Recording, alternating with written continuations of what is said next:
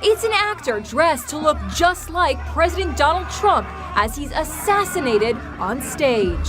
Look as his character is stabbed to death. And there's no mistaking the Trump connection.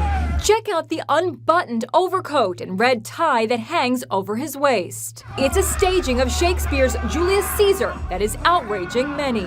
The controversial production is taking place here in New York City's Central Park. The staging is being seen as a direct jab at Trump and the controversial political climate in this country. There are other similarities to Trump.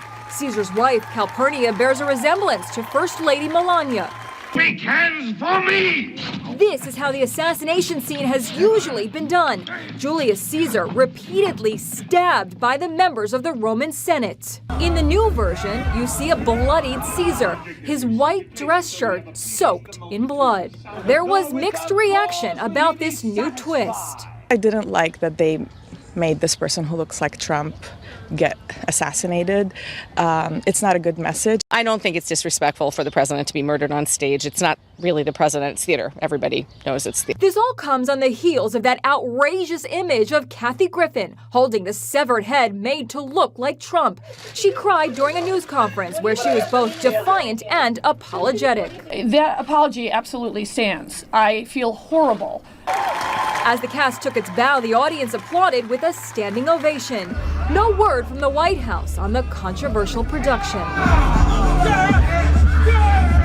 It's a show of support for Donald Trump. Republicans vying to be his running mate turned out in force at his trial today. They even seem to have coordinated their outfits: dark suit, white shirt, red tie. I am here because I want to show support as a friend.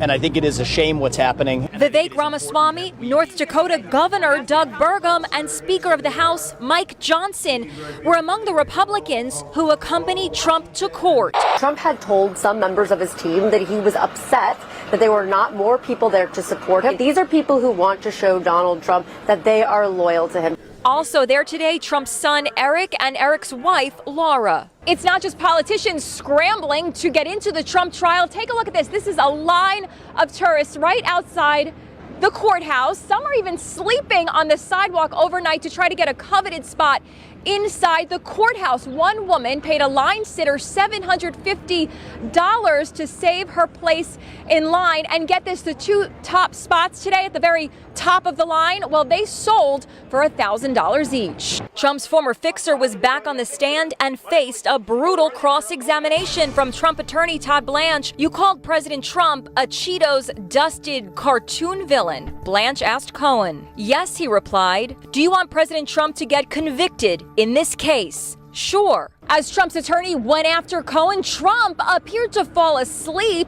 his eyes closed for quite a while, his chin resting on his chest. I think he's trying to ignore the testimony.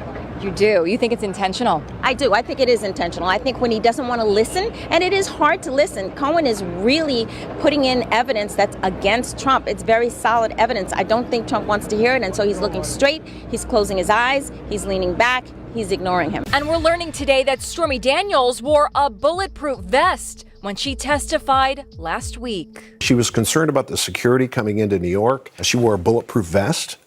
Every day. Under her clothes. Yes, until she got to the courthouse.